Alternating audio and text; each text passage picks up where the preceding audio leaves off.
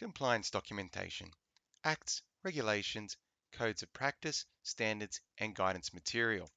So the following categories of documentation provide information about health and safety and its application within workplaces. So at the highest level, we have an act. An act is classified as legislation and is the highest level of documentation in relation to WHS and is the foundation from which all other documentation is created. Legislation is made in Parliament by members of the government and has implications that are legally binding in relation to all members of the public. So essentially, in saying that, if you go against what's written in the Act, you are essentially breaking the law. So the main act that relates to work health and safety is the Work Health and Safety Act 2011. Okay, and that's specific for New South Wales. All states within Australia would have their own type of act, and this one governs the state of New South Wales. So it gives an all-round establishment of what is the law for workplaces in relation to protecting the safety of their workers. Now, that's quite comprehensive of what it needs to cover. So from there, we then now start to break it down. So the next level underneath the act is what's known as the regulation. Regulations are the next highest level of documentation in relation to WHS and are made based on a specific act and are also legally binding. So they're also considered law. Regulations provide more specific detail in relation to an act, setting out general principles and procedures that can be practically incorporated into a workplace. So it builds upon what's in the act and goes into further detail. So in relation to the act that exists for work health and safety, we have built beneath it a work health and safety regulation. Now you're going to notice that the years are different. This one is 2017, and that's because the regulation was revised in 2017.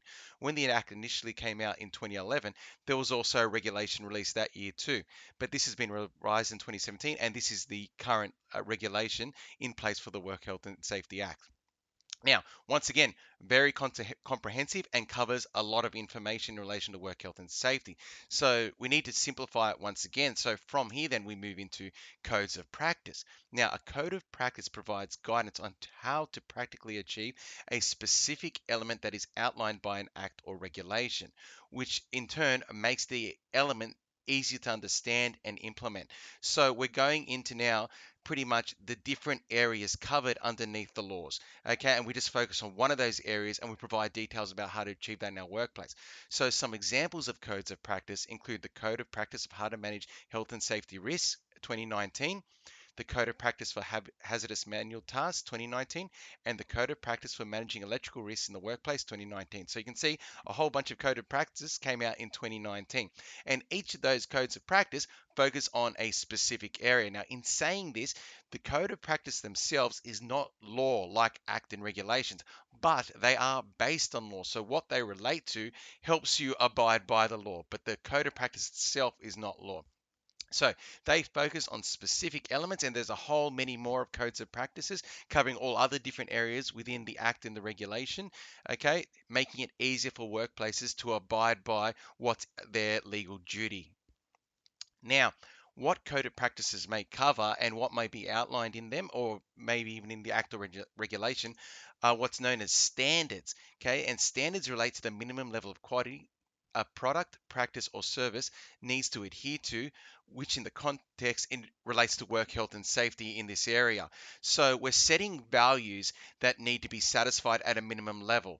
Okay, and so these values could relate to workplace consultation, rest breaks, and it might be timings of those things. So for workplace consultation, they may need to be meetings that occur at specific intervals, so every 2 weeks or every 5 weeks related to work health and safety. For rest breaks, it could be a timing interval that we work every 4 hours and then we get a 15-minute break, okay, to help people with their mental health so they can have a break.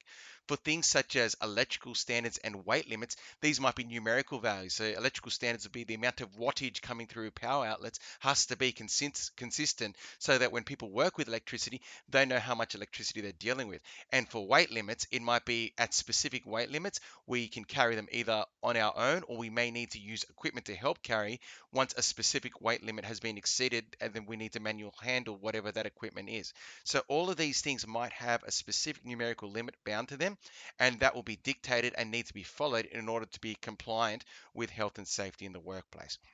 So these all provide us with different pieces of information about satisfying health and safety within a workplace. Upon this, and going into a bit further detail for guidance, we have what's known as guidance material. So this is further documentation which helps provide further support in relation to implementing either legislative, code, or minimum standard requirements within a workplace or industry. So this further documentation may be developed by a government or such as Safe Work New South Wales, but also through professional associations or delivered from a union. Okay, so it's very general. There is no set criteria about how it's meant to look, but it's just to help support people in industries in achieving in other areas of compliance that have already been established in relation to satisfying laws or codes of practice. Okay, so I hope this video has given you understanding of the different types of compliance documentation out there and how it's kind of in a hierarchical structure. We start off with the Act, that's the foundation. We build upon it with the regulation, and all of that is our law and must be followed. From there, we break it up into different codes of practice, allowing us to focus on specific elements and applying them to our specific industries. We need to know what the standards are for achieving certain areas and what numeric values we need to achieve as a minimum level of compliance. And then also further guidance material, helping support us in our workplaces in achieving these compliance standards.